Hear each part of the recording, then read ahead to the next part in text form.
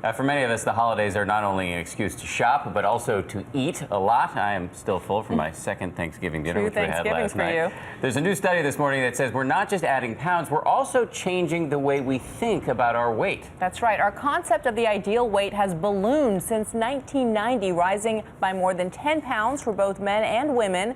And still, only 1 in 6 Americans say they're at their ideal weight. So here to help us make sense of all of this is ABC News senior medical contributor Dr. Jennifer Ashton. Great to see you. Good morning, you guys. You too. So not only are Americans gaining weight, but their concept of the ideal weight is going up as well. How alarming is that to you as a doctor? Well, look, good and bad to this, like any story. And first of all, this was a Gallup poll, so telephone survey. But on the good side, what it found is we have greater acceptance. So maybe a lower stigma associated with being overweight or fat, just because there are more people who are overweight in this country.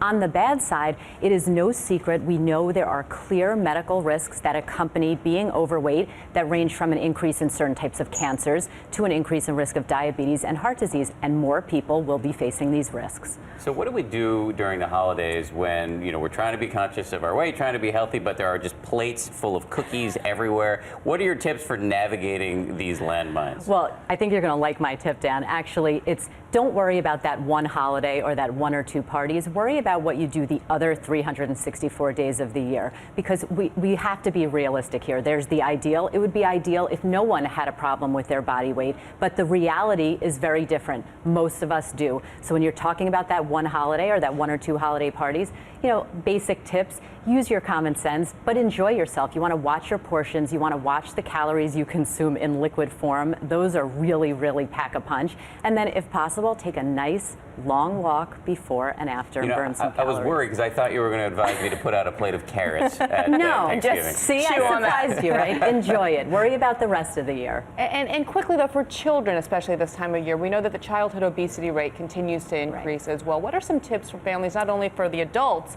but for kids in the home, too? When you're talking about children, and we have children, it's important to start educating them from a very early age that health is about what's on the inside. It's not about that number on the scale. You can be slightly overweight and be very healthy, and make no mistake about it, you can be thin and be very unhealthy. So you want to start teaching children from a very young age that it really is about inner health, not that number. Some good tips. All right, Dr. Ashton, thank you.